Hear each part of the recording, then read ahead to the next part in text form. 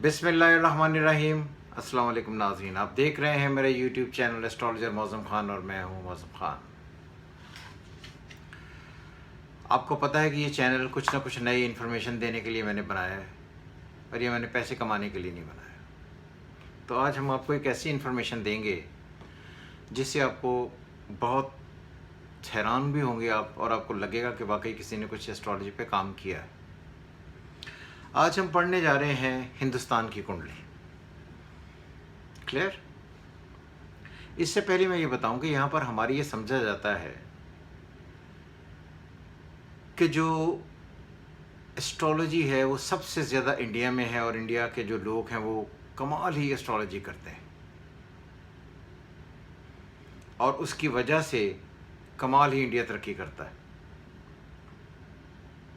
और ये भी समझा जाता है कि जिस दिन इंडिया बना था तो शायद इंडियन पंडित उन्होंने उनकी टाइम ऑफ बर्थ निकाला था, जिसकी वजह से पाकिस्तान के हालात और इंडिया के हालात और। क्लियर? इस चीज़ को हम डिस्कस करने जा रहे हैं। ये चीज़ शायद आपने ज़िंदगी में पहले कभी ना सुनी हो, और हम ये भी समझते हैं कि जो इंडियंस कर सकते हैं एस्ट्रोलॉजी में वो कोई और नहीं कर सकते। मुझे भी दुनिया जहान से फ़ोन आते हैं कि मैंने इंडियन एस्ट्रोलॉजर से कंसल्ट किया था, तो फिर उन्होंने ये कहा। मैं ख़ुद अपनी ज़िंदगी में बहुत दफ़ा इंडिया गया और मैंने जाकर जितना फेक इंडियन एस्ट्रोलॉजिस्ट को देखा है शायद दुनिया में कमी नहीं होगी। बहुत दफ़ा इंडिया गया हूँ, मैं श्रीलंका गया हूँ, बांग्लादेश गया हूँ, फिर अल्टीमेटली मैंने नेपाल से एस्ट्रोलॉजी की डिग्री ली। और मैं समझता हूँ जो मेरे गुरु हैं डॉक्टर बालाराम उपाध्याय रेग्मी, उनका मैं शुक्रगुजार हूँ कि उन्होंने मुझे जिस तरह से पढ़ाया और जिस तरह मुझे समझ आई, तो वो बिल्कुल मुख्तलिफ था जो इंडियंस ख़ुद बताते हैं, ख़ुद करते हैं। और ये बात भी याद रहे कि जो नेपाल है, जैसे हमारे लिए खाना काबा है, सऊदी अरेबिया, मक्का मदीना वहाँ पर है, तो इसलिए इंडियंस का भी वहाँ पर इसी तरह जो उनके मजहबी मकामात हैं वो सारे नेपाल में ही हैं। इसलिए जो नेपाल का राजा होता है, पहले बादशाह थी वहाँ पर, उसको अवतार समझा जाता था, एक तकरीबन एक नौज़बिल्ला एक पैगंबर जैसी हैसियत दी जाती थी। तो इसलिए ये बात याद रहे कि इंडियन और नेपाल में बहुत ज़्यादा फ़र्क है। और जो नेपाल है वो नॉलेज के एतबार से इंडिया से बहुत ज़्यादा आगे है। तो इसलिए मैंने भी फ़ैसला किया था कि जाकर बजाय इंडिया के जाने के तो नेपाल क्यों ना जाया जाए। तो फिर मैंने जाकर नेपाल से सीखी। बहरहाल, और ये अपने ज़हन से कॉन्सेप्ट निकाल दें, बिल्कुल अपने ज़हन से कॉन्सेप्ट निकाल दें कि इंडियन एस्ट्रोलॉजर को बहुत ही ख़ास होते हैं, ऐसा बिल्कुल नहीं है। उन्होंने प्रचार ज़्यादा किया है। जिस तरह अभी आप देखें मीडिया पर जो इस वक्त सर्विसेज चलती हैं, तो मीडिया में उनका बड़ा रोल है। तो इसी वजह से आप ये कह सकते हैं कि मीडिया की वजह से उन्हें ज़्यादा स्ट्रॉन्ग समझा जाता है, हालांकि इंडियन एस्ट्रोलॉजर इतने स्ट्रॉन्ग नहीं होते और उन्हें बहुत कम पढ़ना आता है। बहरहाल, अब हमें कि इंडिया का जो जन्म हुआ उस पर बात करते हैं। इंडियंस ये कहते हैं कि हमारी जो डेट ऑफ बर्थ है वो है 15 अगस्त 1947, 15 ऑफ अगस्त 1947। और उन्होंने जो नेहरू ने हल्फ उठाया, जिसे वो बहुत रोशन इंडिया कहते थे, इब्तदाई इंडिया कहते थे, जिसे वो कहते थे कि इंडिया में बहुत बेहतरी आ जाएगी, रोशन इंडिया का जैसे नाम दिया गया था, तो उन्होंने हल्फ उठाया था 12 बज के रात को 1 मिनट पर। तो ये बनता है 001 AM। अब ये बड़ी हैरानकुन बात है कि लोग यही समझते हैं कि उन्होंने जो जिस वक्त हल्फ उठाया था, ये जिस वक्त इंडिया बना था, तो बहुत ही कमाली प्लानिटरी कंडीशंस थी। भारत का लगन, जिसे असेंडेंट कहते हैं, इस टॉरस, और लगन जो है उसका नक्षत्र है कृतिका। कृतिका नक्षत्र जब टॉरस में आता है, ये टॉरस का जब नक्षत्र कृतिका बनता है, तो इसमें कहा जाता है कि मुआशी बेहतरी बहुत आती है, दौलत बहुत आती है, चीज़ें बहुत बेहतर हो जाती हैं, मुआशी तौर पर बहुत राइजिंग हो जाते हैं। तो इसी वजह से नेहरू ने बार बार ये कहा कि एक नया इंडिया, एक नया रोशन इंडिया, एक नए दिन की तरह, एक नए दिन की इब्तिदा। यहाँ तक तो यह है कि ये यहाँ तक बिल्कुल ठीक है कि उन्होंने ये नक्षत्र पढ़ा और ये बयान दे दिए। अब दूसरी बात यह है कि जब मून की बारी आती है तो मून बुश नक्षत्र में है, जो खुद को बेहतर करने की तरफ जाएगा।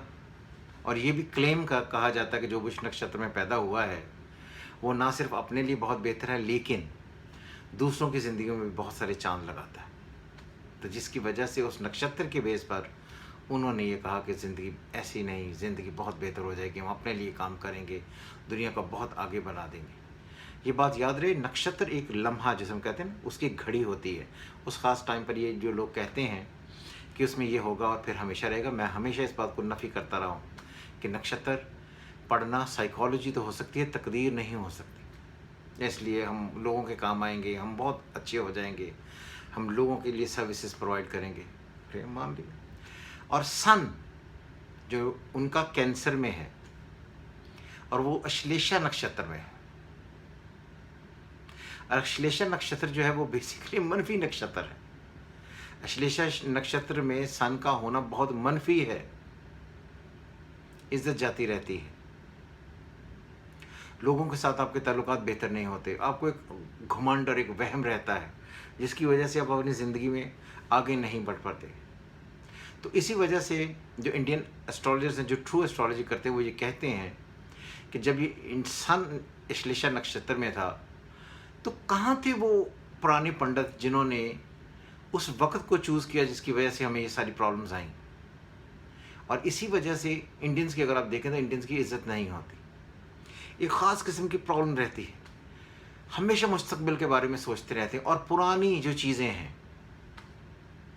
उनको कभी नहीं छोड़ पाते, उन्हीं रवायात उन्हीं रीत पर चलते रहते हैं और ज़िंदगी इसी तरह गुजरती है। आज भी देखें अगर इंडिया में शूद्र अछूत, इसका कॉन्सेप्ट, मुस्लिम हिंदू कॉन्फ्लिक्ट, सिख मुस्लिम, मुस्लिम सिख इंडियन, ये जो सारा इंडियन में इसी तरह ही है।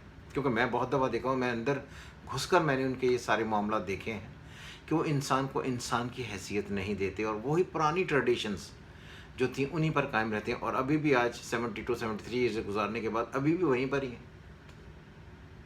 तो ये जो नक्षत्र बने थे, ये जिस आदमी ने ये टाइम डिसाइड किया था, ये बड़ी जाहिलाना किस्म का कोई टाइम डिसाइड किया था।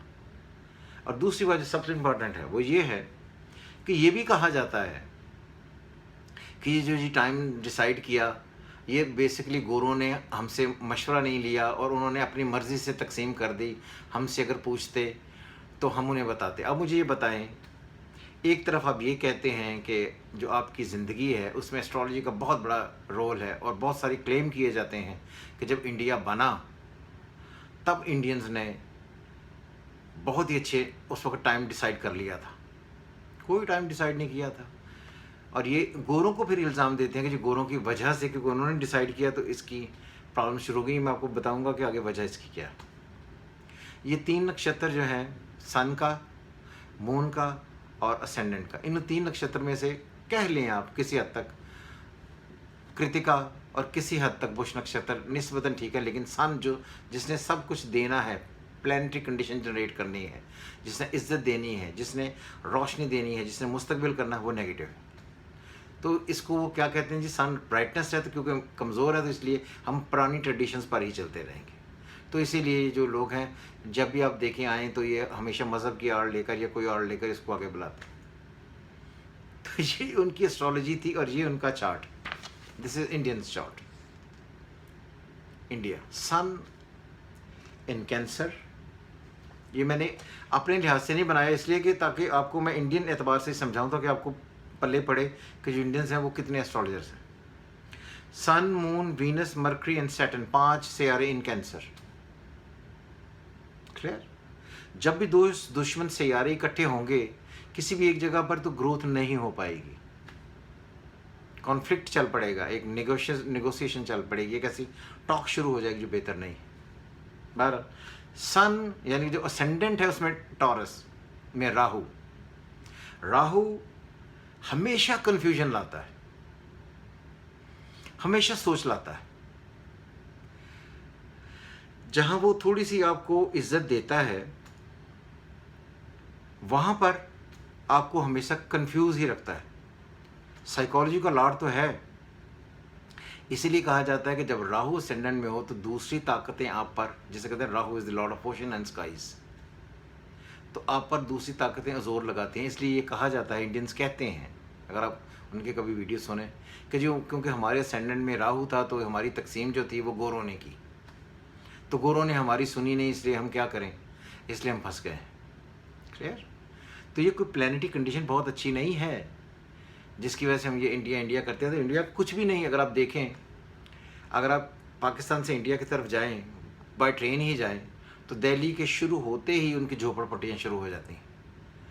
और इंडिया के जो दिल्ली का स्टेशन है वहाँ पहुँचने के बाद भी आप लोगों के ऊपर से गुजर कर जो है वो स्टेशन से बाहर आते हैं, क्योंकि इतनी आवाम वहाँ पर सोई हुई होती है। तो इसलिए जो भी इंडिया का हेड आएगा कन्फ्यूजन में शिकार होगा। दूसरी जिसे हम कहते हैं कंट्रीज़ की तरफ देखेगा और ख़ुद से कोई फैसला नहीं कर पाएगा। इसलिए जब भी आप देखें इस वक्त जो आज की सरकार है उसका भी आप देखें तो उन्हें जो इस वक्त रिसेंट जो भी टाइम कल परसों ये गुजरा, जो एक मीटिंग्स हुई हैं उसमें जो जूतियाँ पड़ी हैं, इंसल्ट हुई है, किन की वजह से? उनकी अपनी वजह से हुई। तो इसलिए इनकी जो फिर है कि असेंडेंट का लॉर्ड उठा टॉरस, वीनस थर्ड हाउस में चला गया जहाँ पर सन मून के साथ बैठे। जब सन मून के इकट्ठे होंगे तो ये एक नेगेटिव साइन होता है, ये कन्फ्यूजन का साइन है। आपको ये बात पल्ले नहीं पड़ती कि मैंने डिसीजंस क्या लेने हैं। और ये तीसरा घर आपकी हिकमत अमली का है, स्ट्रेटजी का है, प्लानिंग का है, काम करने का, मेहनत करने का है। तो इसीलिए जब भी इनका कोई हेड आएगा तो वो कन्फ्यूजन का शिकार ही रहेगा हमेशा। हाँ, आप ये कह लेंगे अगर राहु असेंडेंट में होने की वजह से उनका कोई लॉर्ड स्पिरिचुअल हो जाए, मजहबी आ जाए, या कोई साइकोलॉजी का मास्टर आ जाए, कोई साइंटिस्ट आ जाए, तो शायद फिर उन्हें बेहतर करके कोई थोड़ा बहुत जाए। इसलिए बहुत सारी मिसालें दी जाती हैं कि जो डॉक्टर अबुल कलाम आज़ाद थे उन्होंने इंडिया के लिए कुछ साइंस में ज़्यादा बेहतरी ले आई, इसी वजह से क्योंकि राहु वहाँ पर बैठा हो। अब तीसरी बात जो सबसे ज़्यादा इंटरेस्टिंग है, मार्स इन जेमिनी, उसका लॉर्ड मरकरी फिर वहीं पर बैठा हुआ है और स्क्वायर में बैठा हुआ है जुपिटर की। जुपिटर 6 में बैठा है लिब्रा। तो ये बात भी याद है कि ये इनके जो भी सरबरा आएंगे उन पर बहुत सारे लीगल चार्जेस लगेंगे। इस वक्त जो रिसेंटली करंट सिचुएशन चल रही है तो और ही बड़ी अजीबोगरीब किस्म की। तो इसलिए जो लोग ये समझते हैं कि इंडिया की कुंडली कोई बहुत ही कमाल कुंडली है और नक्षत्र, क्योंकि हम तो नहीं पढ़ते, हमने अपना एक सिस्टम ईजाद किया है जिसमें हम ये नहीं पढ़ते, अगर उसको भी इस तरह पढ़ लें तब भी ये कोई प्लानिटरी कंडीशन बहुत एक्स्ट्रा ऑर्डिनरी नहीं है।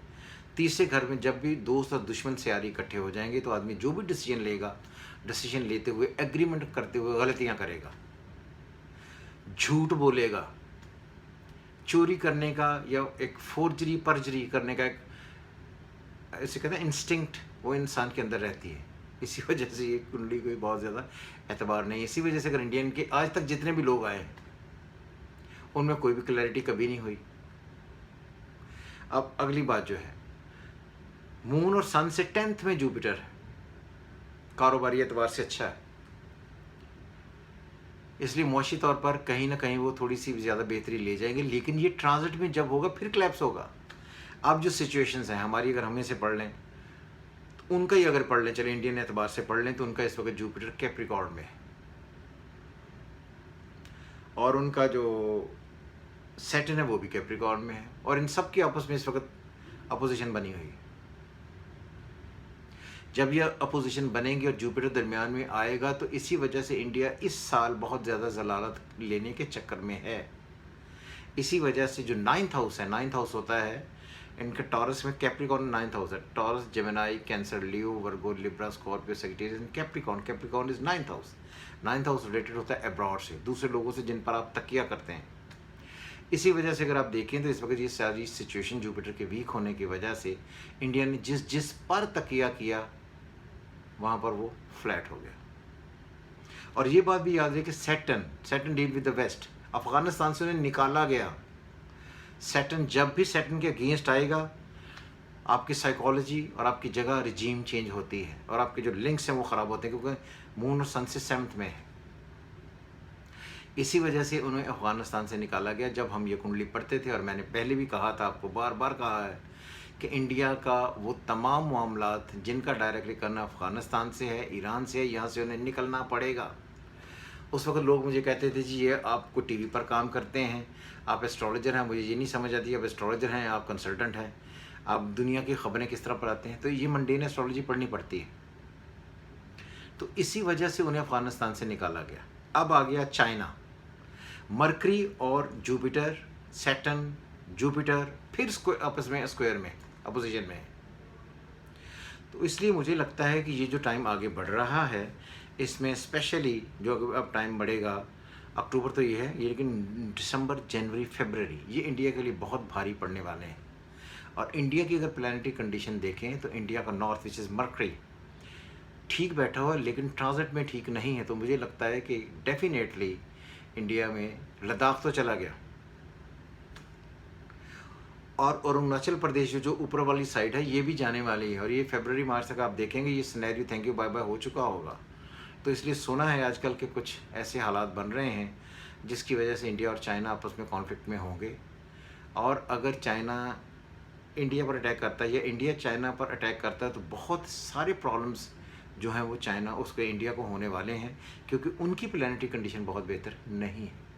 अगले साल जैसे 2022 आएगा उसमें भी जुपिटर यहाँ से इनके हिसाब से निकल कर एक्वेरियस में आ जाएगा और अपने से छठे में आ जाएगा, और राहु उस वक्त टॉरस में आ जाएगा। राहु जब भी कंजंक्ट करेगा एरियाज़ की चेंजेस लाएगा। इसलिए हम बार बार कहते हैं कि इंडिया हर हाल में टूटेगा। उसकी ये लॉजिकल रीजंस हैं जो उनके पंडित हैं जिन्होंने इंडिया की कुंडली बनाई, जो मैंने नक्षत्र बनाए, इनको चैलेंज कर दें या खुद आकर बता दें कि जब भी राहु कंजंक्ट होगा थर्ड फोर्सेस आएंगी, थर्ड फोर्सेस आकर उस चीज़ को सेटल करने की कोशिश करेंगी, और जो इनके एक ढीलापन है या एक समझ लिए लग्जूरियस से ये अपने आप को उस स्ट्रेटजी में लाकर अपने आप को करते हैं कि हम बाद में स्ट्रेटजी कर लेंगे, प्लान कर लेंगे, ये इनके लिए टाइम बहुत वर्स्ट होने वाला है। इसलिए मैं कहता हूँ अक्टूबर, नवंबर, दिसंबर, जनवरी, फरवरी ये 4-5 महीने बहुत वर्स्ट होंगे इंडिया के लिए। और इस साल या नेक्स्ट ईयर 2021 एंड 2022 में आप बहुत सारी ऐसी खबरें सुन लेंगे कि इंडिया का धड़न तख्ता या इंडिया के बहुत सारे ऐसे मामलात जो इंडिया के अगेंस्ट जाने वाले हैं वो होंगे। और मैंने फिर कहा लद्दाख और वो जो ऊपर वाला अरुणाचल प्रदेश वाला सारा एरिया है, इसमें काफ़ी सारी सिचुएशंस ऐसी होंगी कि शायद ये इंडिया के हाथ से निकल जाए, और ये इंडिया के हाथ से निकलेगा।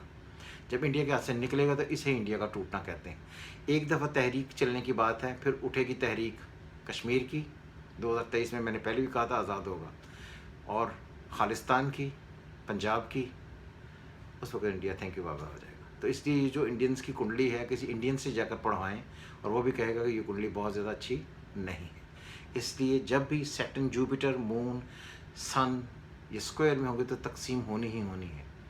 चौथा घर डील करता है घर को, घर के हालात को। अगर सन मून से चौथे घर में देखें तो वहाँ पर जुपिटर बैठा हुआ है, जुपिटर इन लिब्रा जिसका लॉर्ड फिर वहाँ से उठकर फिर स्क्वायर में है।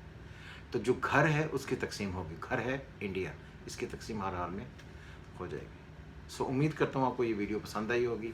जो लोग इंडिया के बारे में, ये इंडियन की कुंडली के बारे में बहुत सारे परेशान थे कि इंडियन बहुत ज़्यादा एस्ट्रोलॉजी करते हैं, बहुत ज़्यादा नॉलेज उनको होता है, बिल्कुल ऐसा नहीं है। और इंडियन एस्ट्रोलॉजर कोई ऐसे एस्ट्रोलॉजर्स नहीं हैं जिनको लेकर बहुत ज़्यादा परेशान हो गए, बहुत ही कोई कमाल की रीडिंग्स देते हैं, ऐसा नहीं है।